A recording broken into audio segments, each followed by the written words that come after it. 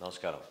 మన పార్టీ అధ్యక్షులు పవన్ కళ్యాణ్ గారి పిలుపు మేరకు ఈ నెల 11, 12, 13, 14 తారీఖులో జగనన్న ఇల్లు పేదలందరికీ కన్నీళ్ళు అనే కార్యక్రమం రాష్ట్ర వ్యాప్తంగా చాలా అద్భుతంగా మన పార్టీ నాయకులు, జన సైనికులు, వీర మహిళలు ప్రజలకి అర్థమయ్యే విధంగా ప్రభుత్వం ఒక అడుగు వెనకేసి వాళ్ళు ఏ విధంగా ఒక దుష్ప్రచారం ప్రజలను నమ్మించడానికి రకరకాలుగా ప్రతి రోజులు అంకెల గారడితోటి పుంకాలుగా వాళ్ళు చేసుకున్న ప్రకటనలకి వాస్తవ పరిస్థితులు ఏంటి అర్థమయ్యే విధంగా చాలా అద్భుతమైన కార్యక్రమం అందరూ చేశారు. నిజంగా మనం గర్వించాల్సిన విషయం ఏంటంటే చాలా ప్రాంతాల్లో నాయకత్వం లేకపోయినా స్థానికంగా పాపం అనేక ఇబ్బందులు పెడుతున్నా మన పార్టీ శ్రేణులు మాత్రం ధైర్యంగా మన జెండా పెట్టుకుని ఈ జగనన్న కాలనీలను సందర్శించి అక్కడ వాస్తవ పరిస్థితులు ఏంటో చిత్రీకరించి సోషల్ మీడియా ద్వారా సుమారు 3,60,000 మంది ట్వీట్స్ కానివ్వండి, ఫొటోస్ కానివ్వండి మనం ప్రజలకు అర్థమయ్యే విధంగా చేయగలిగాం.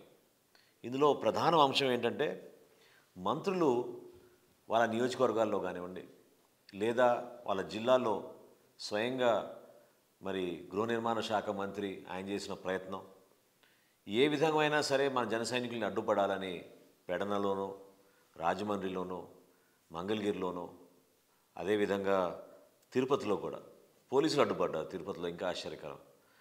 వాస్తవ పరిస్థితులు తెలుసుకుని ప్రజలకి మనం నిర్భయంగా క్షేత్రస్థాయిలో జరుగుతున్న కార్యక్రమాన్ని గురించి సుమారు 1,00,000 కోట్ల రూపాయలతో రాష్ట్ర ప్రభుత్వం చేపట్టిన గృహ నిర్మాణ కార్యక్రమం గురించి ప్రజలకు అర్థం అవ్వాలనే ఉద్దేశంతో, ఒక మంచి ఉద్దేశంతో మన పార్టీ అధ్యక్షుల పిలుపు మేరకు మనం పర్యటిస్తున్నప్పుడు అనేక ఆటంకాలు సృష్టించడానికి వాళ్ళు ప్రయత్నం చేశారు. దేనికి కూడా మనం వెనకాడలేదు. ఈ 4 రోజులు కూడా 11వ తారీఖున ప్రెస్ మీట్లు కానివ్వండి, 12, 13వ తారీఖులో క్షేత్రస్థాయి పర్యటనలు, 13వ తారీఖున మన పార్టీ అధ్యక్షులు పవన్ కళ్యాణ్ గారు విజయనగరంలో గుంకలం అనే గ్రామానికి వెళ్ళి రాష్ట్రంలో అతి భారీ లేఅవుట్ 397 ఎకరాలతోటి వాళ్ళు వేసిన లేఅవుట్ని కూడా సందర్శించి అక్కడ వాస్తవాలు తెలుసుకున్నాక ఆయన కూడా ఎంతో ఆశ్చర్యపోయి విషయాల గురించి ప్రతి ఒక్కరూ చెప్పారు.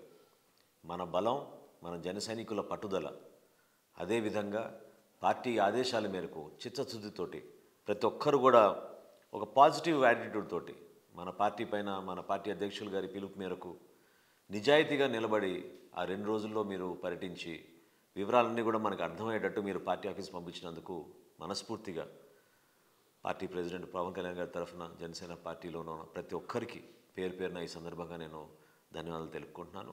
రాబోయే రోజుల్లో ఈ కార్యక్రమాన్ని ఇంకా విస్తృతంగా మనం తీసుకెళ్దాం. ఎందుకంటే ఎంత అవినీతి జరిగిందో మీ అందరికీ తెలుసు. క్షేత్రస్థాయిలో 6 నుంచి 10 లక్షలు, 15 లక్షలు ప్రభుత్వ విలువ ఉంటే దాన్ని కాస్త వీళ్ళు 45 లక్షలు, 60 లక్షలకి ప్రభుత్వానికి అమ్ముకుని భయంకరంగా వీళ్ళు సంపాదించుకున్నారు.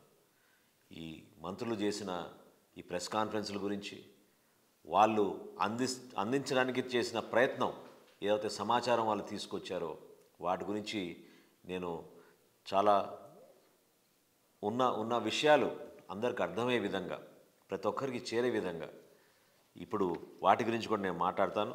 కానీ ఈ మోసం గురించి ప్రజలు చాలా చక్కగా అర్థం చేసుకున్నారు మన ప్రయత్నం వలన. తద్వారా ఎవరైతే లబ్ధిదారులు పాపం ఎంతో ఆశతోటి ప్రభుత్వం నుంచి ఒక సెంటు భూమిలో వాళ్ళు ఇల్లు కట్టుకోవడానికి ఆ కలలు కన్నారో దాని వరకు జనసేన పార్టీ నుంచి మన క్షేత్రస్థాయిలో సందర్శించడం వలన, అదేవిధంగా టిడ్కో గృహాల దగ్గర ఇంకా విచిత్రం, విజయవాడలో అయితే మనం చూసాం, మన జక్కంపూడి కాలనీలో చెట్లు కూడా పెరిగిపోయినాయి. అన్ని చోట్ల వాళ్ళు నిర్వీర్యంగా వదిలేసి, ఒంగోలులో మన నాయకులు తిరిగినప్పుడు అక్కడ పూర్తి స్థాయిలో వర్షపు నీరు వచ్చేసి నిండిపోయి ఎంత యూస్లెస్గా మారిపోయిందో ఆ ప్రాంతం మనందరం చూస్తూ ఉన్నాం. ఒంగోలు కానీ, నెల్లూరులో కానీ టిడ్కో గృహాలు అసలు ప్రభుత్వం పూర్తి స్థాయిలో విస్మరించింది ఈ ప్రక్రియని. వీటి గురించి మనం మాట్లాడాల్సిన అవసరం ఖచ్చితంగా ఉంది. 30 లక్షల ఇల్లు కట్టిస్తామన్న ముఖ్యమంత్రి ఈ రోజున ప్రతిరోజు దాన్ని తగ్గించుకుంటూ వచ్చి ఈ రోజున 21 లక్షల మందికి మేము ఇల్లు కడతామని చెప్తున్నారు. మరి 3.5 సంవత్సరాలు ఎంత కట్టారయా అంటే 1,52,000 గృహాలు కట్టామని అధికారికంగా ముఖ్యమంత్రి గారి సమీక్షలోనే ఈ విషయాలు బయటకు వచ్చినాయి.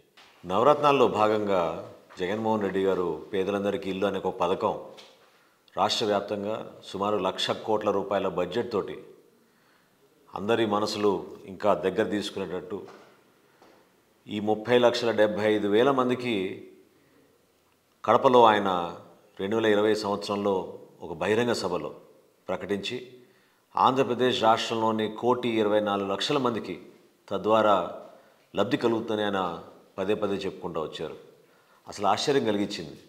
46 గజాల భూమి మీరు కేటాయించినప్పుడు అందులో ఇళ్ల నిర్మాణం అతి కష్టంగా పాపం వాళ్ళ ఒక్క బెడ్రూమ్ తోటి వాళ్ళు నిర్మాణం చేసుకుంటున్నప్పుడు ఒక కుటుంబం, నలుగురితో కూడిన కుటుంబం అక్కడ నివసించగలిగే పరిస్థితి ఉందా అనేది ఆ రోజే ఆశ్చర్యం కలిగించింది.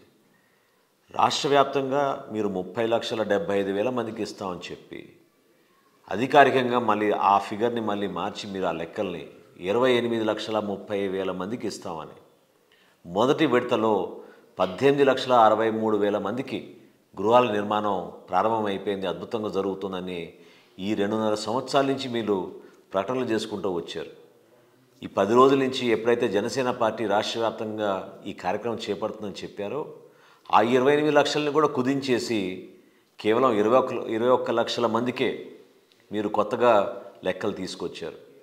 మేము డిమాండ్ చేస్తున్నాం జనసేన పార్టీ నుంచి, ఈ మంత్రులు ఎవరైతే రోజు ప్రెస్ మీట్లు పెట్టి జన సైనికులను అడ్డుకోవాలని నిజాయితీగా క్షేత్రస్థాయిలో పర్యటించి వాస్తవాలు బయటికి తీసుకొస్తే ప్రభుత్వంలో ఒక మార్పు వస్తుంది, కొంతవరకైనా చలనం వస్తుంది, లబ్ధిదారులు పాపం అడగలేకపోతున్నారు, ప్రశ్నించలేకపోతున్నారు అని జనసేన పార్టీ ముందుకు వస్తే ఒక చీప్ ట్రిక్స్ తోటి వాళ్ళు చేసిన ప్రయత్నాన్ని మనందరం కూడా ముక్తకంఠంతో ఖండించాలి. ఎందుకంటే కొన్ని విషయాల్లో ఇంత దారుణంగా ఉందా ఈ భూమి ఏదైతే కొనుగోలు చేశారో. ఎందుకంటే ఈ 1,00,000 కోట్ల రూపాయల్లో భూమి కొనుగోలు కోసం కేటాయించిన నిధులే 23,500 కోట్ల రూపాయలు. అందులో అద్భుతమైన మౌలిక సదుపాయాలు మేము ఈ కాలనీలో జగనన్న కాలనీలో ఏర్పాటు చేస్తున్నాం. 17,000 జగనన్న కాలనీల్లో అంతర్గత రోడ్లు, వీధి దీపాలు, ఆ కాలనీకి వెళ్ళే రోడ్డు మరమ్మతులు, కొత్త రోడ్లు, పిల్లలకి అక్కడ పాఠశాలలు, పార్కులు, ప్లే గ్రౌండ్లు, లైబ్రరీలు, వీటితో పాటు ముఖ్యమంత్రి గారు స్వయంగా ప్రకటించిన అద్భుతమైన కార్యక్రమం ఏంటంటే ఇంటింటికి వైర్లెస్ ఇంటర్నెట్ కనెక్షన్. వీటన్నిటి కలిపి రక్షిత మంచినీటి పథకంతో సహా 32,000 కోట్ల రూపాయలతోటి మౌలిక సదుపాయాలు కల్పిస్తున్నామని చెప్పి వీళ్ళు ప్రగల్భాలు పలికారు. ఇది వాళ్ళు అక్కడ ఏర్పాటు చేసిన మౌలిక సదుపాయాలు. చాలా ఆశ్చర్యం కలిగిస్తోంది. వేమగిరిలో మొత్తం చెరువులాగా కనపడే ఈ ఫోటోలో అక్కడ కేటాయించారు ఇళ్ల స్థలాలు. అదేవిధంగా మనం ఇంకా ఆశ్చర్యపోవాల్సింది ఏంటంటే నాసి రకమైన కట్టడాలు.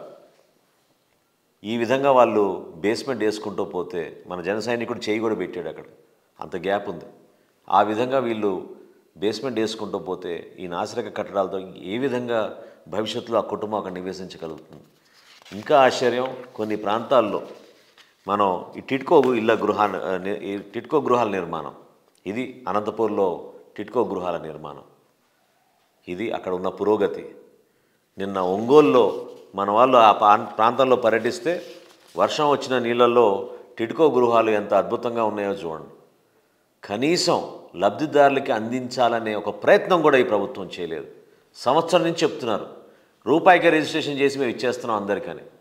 రూపాయికి రిజిస్ట్రేషన్ చేస్తే అసలు ఈ విధంగా ఇల్లుంటే ఎట్లా దాంట్లో ఒక కుటుంబం పోయి నివసించగలుగుతుంది?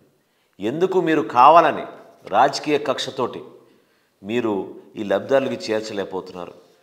మంత్రులు కూడా చాలా స్పష్టంగా అర్థం చేసుకోవాల్సింది ఏంటంటే జనసేన పార్టీ చేసిన ఈ ప్రయత్నం ప్రభుత్వంలో కొంతవరకైనా కదలిక వచ్చి నిజాయితీగా మీరు ప్రతి ఒక్కరికి ఇళ్ల నిర్మాణ కార్యక్రమం ముందుకు తీసుకెళ్తారనే నమ్మకంతో మేము ముందుకు వచ్చాం. రెండో ముఖ్య అంశం, ఈ కాలనీల కోసం వీళ్ళు సేకరించిన భూమి గుంకలమే తీసుకుందాం. ఉదాహరణకి నిన్న మన పార్టీ అధ్యక్షులు పవన్ కళ్యాణ్ గారు సందర్శించిన ప్రాంతం 397 ఎకరాలు అక్కడ సేకరించారు. ఇది ప్రభుత్వం ఇచ్చిన లెక్క మనకి.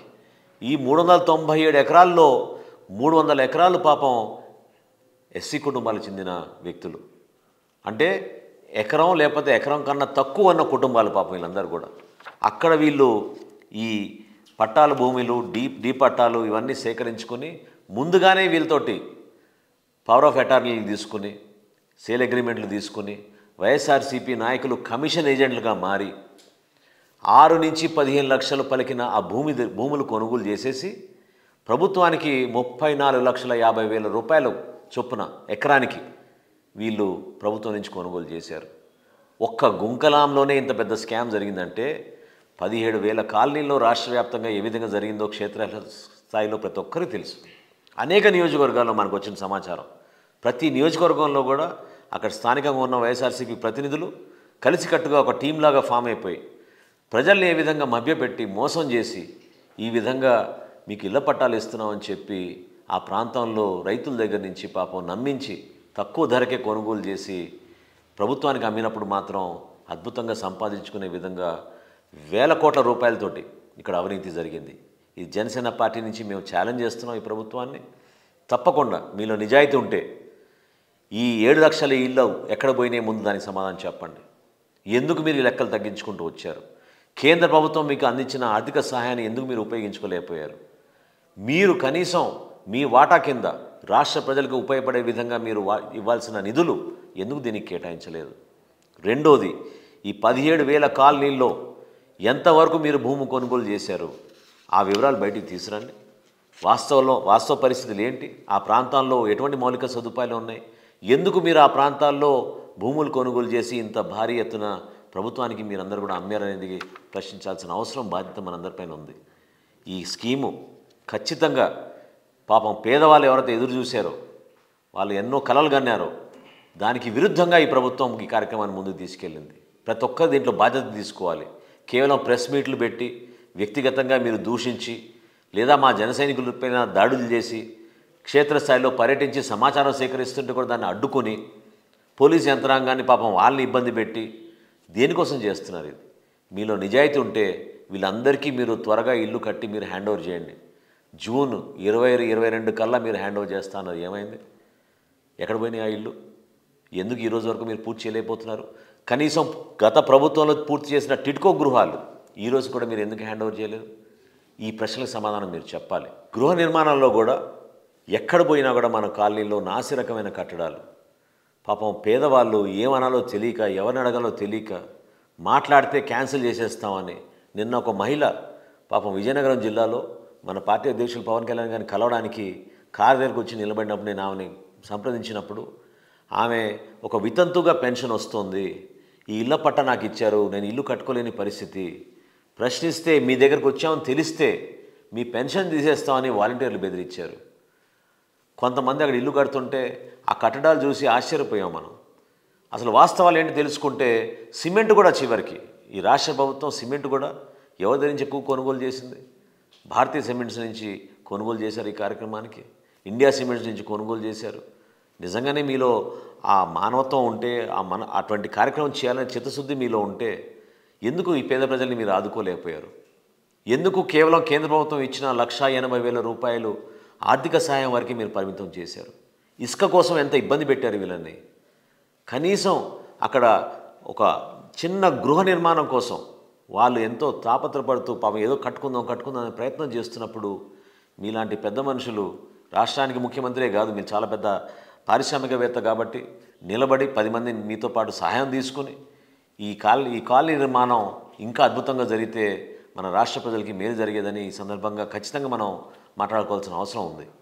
ఈ కార్యక్రమాన్ని ఇంత సక్సెస్ఫుల్ చేసినందుకు పేరున మిమ్మల్ని అందరినీ కూడా మనస్ఫూర్తిగా మరొకసారి ధన్యవాదాలు తెలుపుకుంటూ సెలవు తీసుకుంటాం.